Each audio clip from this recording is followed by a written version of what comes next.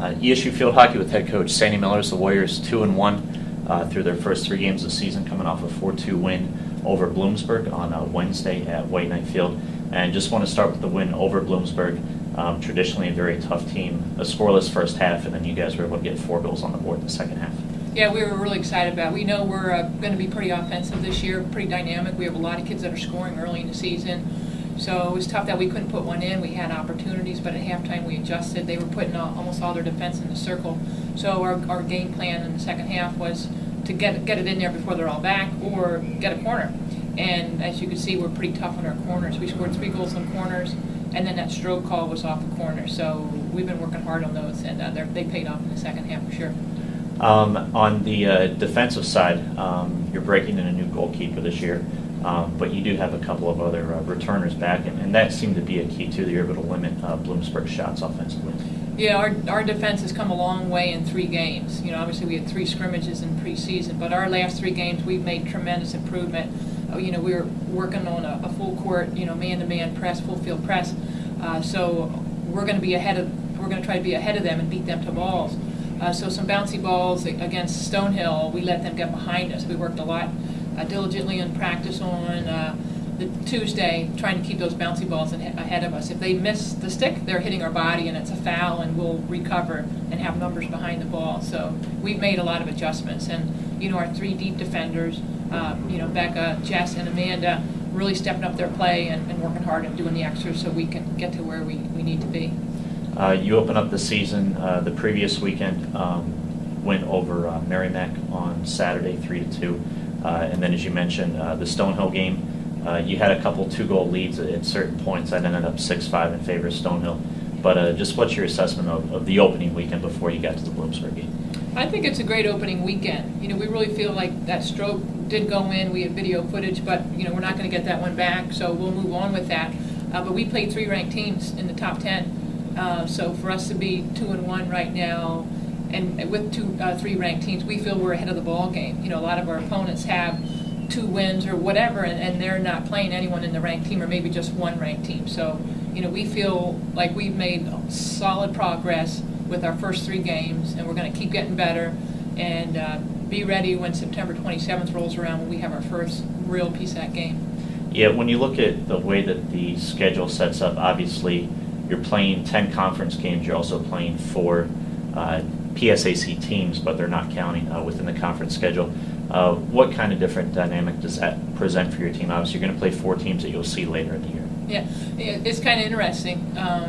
2 of the teams are top teams, Bloom and Westchester. Then I think Seton Hill and Mercyhurst are the other teams. That they're always good. There's a lot of parity in the PSAC, but I almost compare it to when I coached basketball here. You have quite a bit of preseason, and then then you're playing. So we can really do a lot of things to get our team organized and ready for September 27th, because that's what we're gearing for. We want to get better every single game. But we're playing a lot of players this year and just get them a lot more experience. So come September 27th, we're ready to go with different combinations coming off the sidelines and, working harder on our, everything to make sure we're ready to go when that comes around. When you look at your goal scorers so far, you had 3 players last year who scored at least 10 goals, and you have 2 of them back in Ally Roth and Jess Lovell. Ally's got 5 goals so far this year. Gabrielle Seibert had 3 all of last year, and she's got 4. So you're kind of mixing in a couple different scores at this point. Yeah, absolutely. We feel, Caitlin Blum scored a goal the other day. That post player on the corner, that's one of our plays, trying to hit that in, just be there with the, and touch it in. And we're doing that, and kids are really disciplined. So we really feel like we have a lot of kids that can score. If they're going to try to pressure Ally Roth, our passing, our speed, and our depth, and our people, the abilities of our players to score, it should make a big difference for us. And then in the midfield, obviously, those players that link up the back and the forwards, they don't always get a lot of credit. But just talk about that group that you have right now, and including your one returning all-conference player, Brielle Kessel, your senior. Sure. Brielle Kessel, our high center mid, doing a phenomenal job for us. Yeah, she's not getting the credit she deserves, but she's our steadiest player out there. Offensively, defensively, we're not giving her stuff too much. We'll get her a minute or 2 out, and then she's back in there. She's phenomenal, and just doing a super job for us, a captain also. On the left side, we've got Becky Gagliardi. She's really solid for us. doing a great job for us. Good passer, receives the ball really well, plays good defense.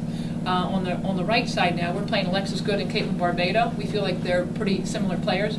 So one game Alexis is start, and the next game Katie Barbado is going to get the start, until someone beats someone out. And they're both solid players, see the field well, play good defense, intense competitors. And then we have redshirt freshman Desi Mack back at the low center midi, and she's doing phenomenal with it for us. She broke her wrist preseason last year in a scrimmage. We got her medical redshirt, and she's really, really steady back there. Carries the ball well, has really good footwork, plays good defense. So, we feel really good about our starters. But we're trying to play 8, 9, 10 kids a game as subs, and we're doing a pretty good job of that, and it's making a big difference. Yesterday, hot as anything out there. So we were giving a lot of kids playing times and breathers, and we were looking at a substitution chart. Katie's like, hey, that kid's in 8 minutes, so we're trying to give them a minute breather when we can. Yeah. Look at your upcoming schedule. You open with your first 3 games at home. Now you've got 3 on the road. So Saturday against Limestone at Mercyhurst, and then Sunday at Mercyhurst, and then the game against Westchester, obviously a non-league game, but one that's pretty important the following Saturday. Yeah. So we're excited to play this weekend. I think our team is very, very close, but you get on a bus for 6 hours with your players, they'll have fun and a little team bonding kind of thing. And they're really excited to get in the bus and go. They're really riding high from our win over Bloomsburg, but, we're ready to get back to work and come down to level and know that we got to get better every day. And then, we're excited to go play Westchester. Ship just beat Westchester, so we're excited to go play them. I'm also thankful that we play Westchester away when it doesn't count as much on their AstroTurf. And then we have them at home on our field when the game is going to count in the league playoff. All right, the Warriors with 3 games in so far, in another 10 days or so, you'll be a third of the way through your season. So right. It goes really quick, and look forward to September 27th, the start of the PSAC schedule. So best of luck. Thank you. Thanks a lot, Greg.